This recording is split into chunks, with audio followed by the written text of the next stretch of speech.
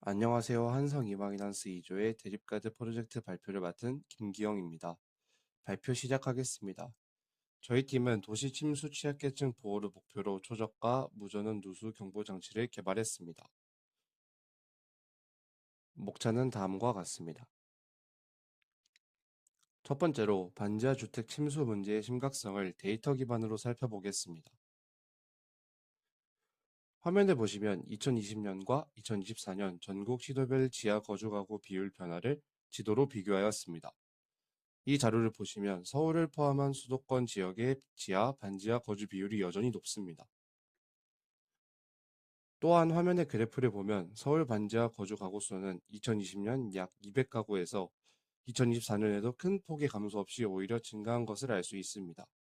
침수 취약계층이 여전히 존재한다는 의미입니다.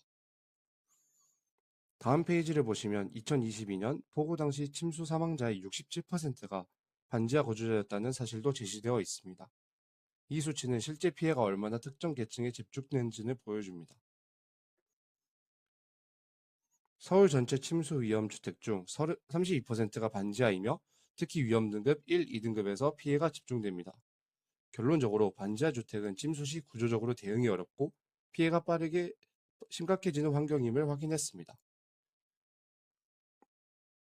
그래서 저희는 파이브와이즈 분석을 통해 문제의 근본 원인을 찾아보았습니다. 첫 번째로 왜 반지하에서 피해가 반복되는가에 대해선 초기 누수 감지 장치가 없기 때문입니다. 두 번째로 왜 감지를 못하는가에 대해선 기존 누수 센서는 고가이고 설치가 복잡해서 취약계층이 사용하기 어렵습니다.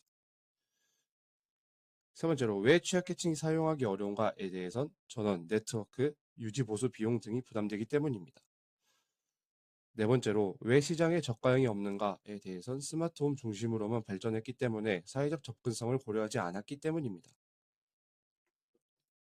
마지막으로 왜 기술 발전이 사회적 접근성을 놓치게 되었는가에 대해선 기술 발전이 소비자의 편의 중심으로 발전하면서 안전을 필요로 하는 계층이 배제되었기 때문입니다. 즉, 문제는 기술이 없는 것이 아니라 기술 접근성의 불평등입니다. 다음은 IAO 기법으로 사용 환경을 분석했습니다. 먼저 액티비티에선 사용자들은 일상생활 중에 세면대, 창틀, 보일러실, 싱크대 등에서 발생하는 누수를 인지하지 못한 채 생활합니다. 드립가드는 이 무심한 일상 속의 미세한 변화를 감지하는 활동을 보완하기 위해 설계되었습니다.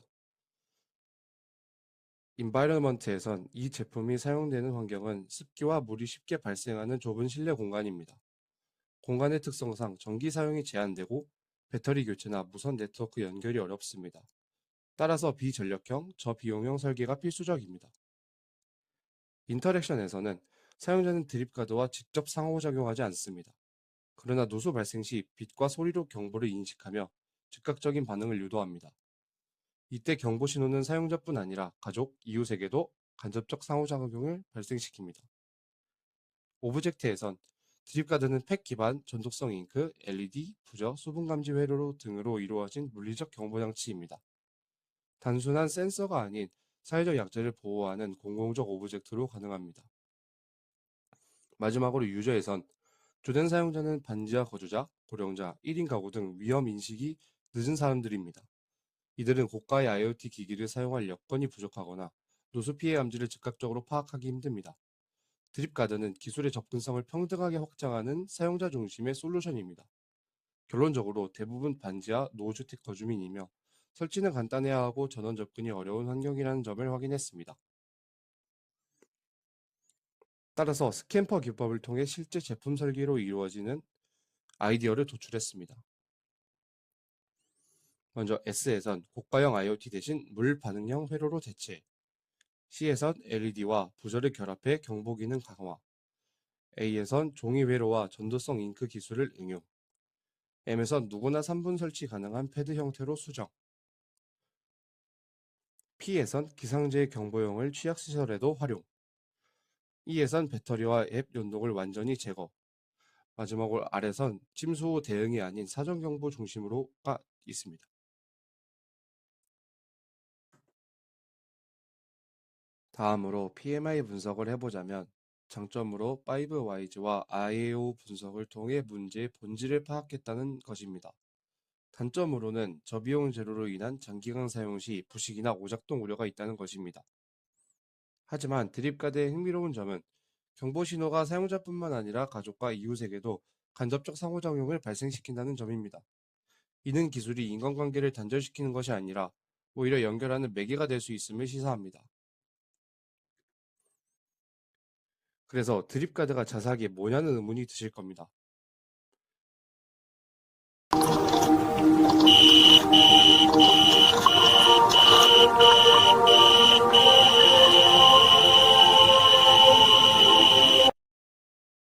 앞에 화면에 재생되는 영상을 보셨다시피 드립카드는 물에 닿으면 자동으로 반응하는 초저가 무전원 누수 경보 장치입니다.